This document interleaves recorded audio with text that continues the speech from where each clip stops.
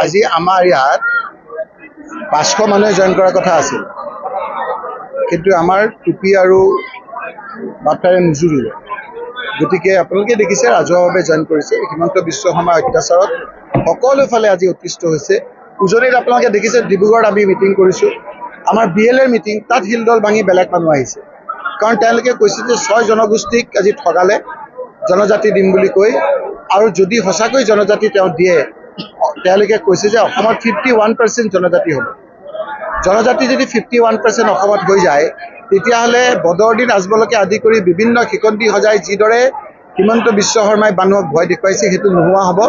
যি দলেই চৰকাৰ নকৰক কিয় মুখ্যমন্ত্ৰী এজন জনজাতি লোক হ'ব, আৰু এজন জনজাতি লোক মুখ্যমন্ত্ৰী নোহোৱাটো হিমন্ত বিশ্ব শৰ্মাৰ পুৰণা তেওঁৰ অভ্যাস, তেওঁৰ চিন্তা, আৰু তেওঁৰ এই ধৰণৰ চিন্তা কাৰ্যকৰী পৰিণত কৰিছিল। যেতিয়া বিজেপি দল জিকি এজন জনজাতি লোকক মুখ্যমন্ত্ৰী কৰিব বিচাৰিছিল, তেতিয়াই তেওঁ কৈছিল যে জনজাতি মুখ্যমন্ত্ৰী কেনেকৈ হ'ব, আমি মুখ্যমন্ত্ৰী হ'ম। আৰু সেই কথাবিলাক এতিয়াও মনত পুহি ৰাখিছে, আৰু সেইকাৰণে কিজানি 6টা জনগোষ্ঠীক জনজাতি দিয়াৰ লগে লগে জনজাতিৰ পৰা মুখ্যমন্ত্ৰী হয়, একমাত্ৰ সেইটোৰ কাৰণে তেওঁ এতিয়া জনজাতি তেওঁক দিব খোজা নাই। দ্বিতীয়তে টি গাৰ্ডেনৰ মানুহখিনি দেখিছে যে আগতে আমাৰ 12-13জন MLA আছিল। হিমন্ত বিশ্ব শৰ্মাৰ দিনত আমাৰ জনপ্ৰতিনিধি আমাৰ কমি গৈছে। আগতে স্পীকাৰ আছিল পৃথিৱী বাজি, আজিকালি নোহোৱা হৈ গ'ল। বঙালী হিন্দু মানুহখিনি দেখিছে ইমান ভোট দিলোঁ আমি, আজি বঙালী হিন্দু মানুহ বহিবৰ কাৰণে দিছপুৰত ব্ৰহ্মপুত্ৰ বুলি এজন বঙালী মন্ত্ৰী নাই। গতিকে বিভিন্ন আজি কোচ ৰাজবংশী লোকসকলে কৈছে যে আগতে আমাৰ অৰ্ডিনেঞ্চ কৰি জনজাতি কৰিছিল, আমি বিধায়ক পাইছিলোঁ, আমাৰ ল'ৰা ছোৱালী ডক্টৰ ইঞ্জিনিয়াৰ হৈছিল, আজি আমি সেইখিনি আমাৰ হোৱা নাই।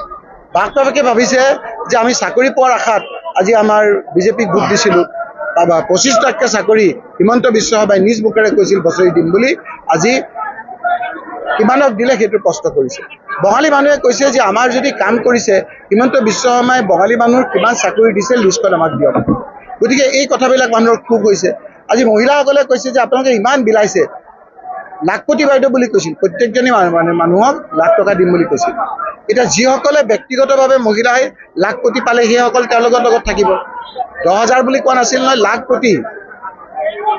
লাখপতি মানে এগৰাকীক লাখপতি। গতিকে যিসকলে লাখপতি পোৱা নাই সেইসকলে আমাৰ ফালে আহিব।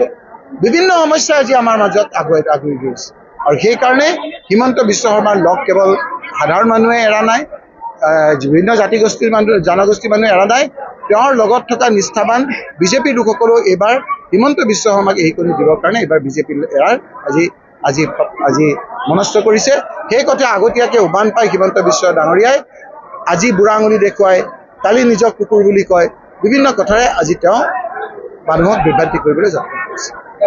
ইতিমধ্যে এটা ঘটনা হৈছে যে কাৰ অধীনত নাগৰিকত্ব আবেদনৰ বাবে ইতিমধ্যে 10 বছৰ বঢ়াই দিয়া হৈছে। পূৰ্বতে 2014 31 ডিচেম্বৰ আছিলে, এতিয়া 2024 31 ডিচেম্বৰ কৰিছে। কিন্তু 6টা ধৰ্মক আবেদনৰ বাবে দিয়া হৈছে, এটা ধৰ্মক বাদ দি। সেইটো কথা কোৱা নাই, মই বঙালী মানুহকে দিয়ক বাৰু, দিছে বাৰু, কাৰ আমি বিৰোধিতা কৰিছোঁ। যিসকলে সেইখিনি দি পেলাই পূৰণ কৰিব, তাৰ ফৰ্মখন চাবচোন পূৰা কৰিব পাৰে নোৱাৰে। সেই যিখিনি মানুহে কাৰ অধীনত নাগৰিকত্ব লাভ কৰিব, সেই লোকসকলক দুদিন পিছত ক'ব যে তোমালোকক কোনো চাকৰি বাকৰি নাপাবা, তোমালোক ছেকেণ্ড ক্লাছ নাগৰিক। বঙালী হিন্দু মানুহখিনিৰো অৱদান অসমত কম নহয়। এতিয়া এনেকুৱা হৈছে যে কা আনি গোটেই বঙালী হিন্দু মানুহখিনিকহে যে কাৰ যোগেদিহে যে নাগৰিকত্ব দিছে। কাৰ নাগৰিকত্ব দিয়া লোকসকলৰ এনেকুৱা এটা বঙালী মানুহৰ মাজত এটা পৰিস্থিতিৰ সৃষ্টি হৈছে যে কিমান তেওঁলোকৰ অৰিহণা আছে আজি আমাৰ অসমীয়া গোটেই সংস্কৃতিটো উত্থানৰ ক্ষেত্ৰত। বিভিন্ন ধৰণৰ নাম ল'ব পাৰোঁ মই। সেই লোকসকলকো আজি সন্দেহৰ চকুৰে চাব যে বঙালী মানুহকতো আমিহে তোমালোকক নাগৰিকত্ব দিছোঁ। গতিকে clear first class second class citizen এটা কৰাৰ কাৰণে যিটো ষড়যন্ত্ৰ কৰিছে, সেইটোৰ আমি বিৰোধী।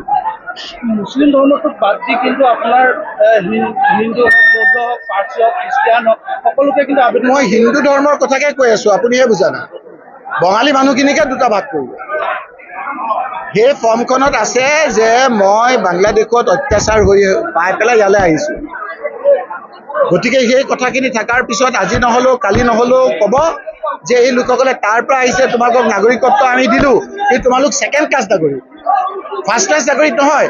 মোৰ চামগুৰি সমষ্টিৰ এজনো আপোনাৰ নাগৰিকত্ব বঙালী মানুহে ল'বলগীয়া নাই সকলো 1971 চনৰ 25 বছৰ আগত আহিছে বঙালী হিন্দু মানুহ মোৰ চামগুৰি সমষ্টিত পুৰণা চামগুৰি সমষ্টিত এজনো লোক নাই যিখিনি মানুহ 71 চনৰ 25 বছৰ পিছত আহিছে যাক কাৰ যোগেদি নাগৰিকত্ব লাগে আৰু এই লোকসকল ফাৰ্ষ্ট ক্লাছ চিটিজেন সকলোৰে একে ধৰণৰে সা সুবিধা পোৱাৰ যোগ্য মডাৰ্ণী আহিছে ইতিমধ্যে উচ্ছেদ